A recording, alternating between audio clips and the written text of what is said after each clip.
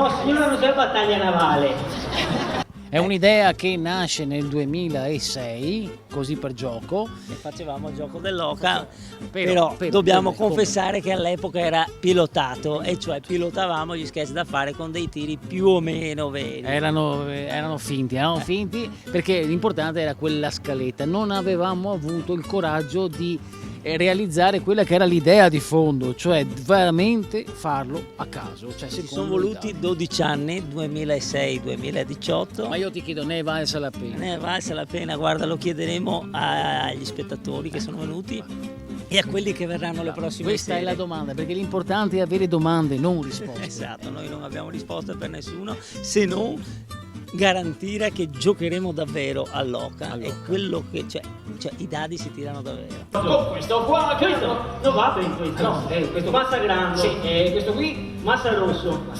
E questo massa zaro. E questo qua, per carità, questo mi dà fastidio agli occhi. Sì, questo mi dà fastidio a me. Cosa resta? Knorr, zappa, va a farti un brodo qui.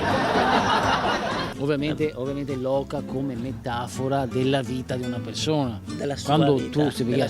Io rincorro un'oca, no. ma alla fine che cosa rincorro? Capito? Io mi dissocio da quello che ha detto. E lei signora, se aveva visto il gatto andare in acqua, doveva fare subito un fischio lungo che era appunto il segnale. No, aspetta, perché il fischio lungo si per dare l'uomo a mare. Capitano, quanti fischi sei per dare il gatto a mare?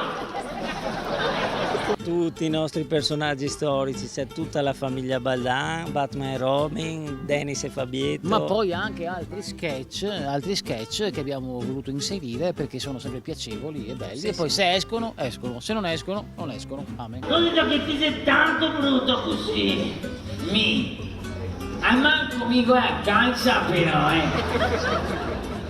Ora non potremmo stare mai senza di loro, che se no ci tocca andare in cerca di un lavoro. Non vi resta che venire a vedere le prossime serate a Mogliano. E quando saranno queste serate? Allora il 19, il 20, il 21, il 22 e il 23, quindi ne restano altre 5. Ma poi che cosa fate? Andate in vacanza? Eh. O avete altri progetti? Ecco, progetti per il futuro. Progetti per il futuro, andiamo in vacanza nella tua villa. Ah, quella lì a Ischia. Sì. Ischia Capri. Ischia tutto lì.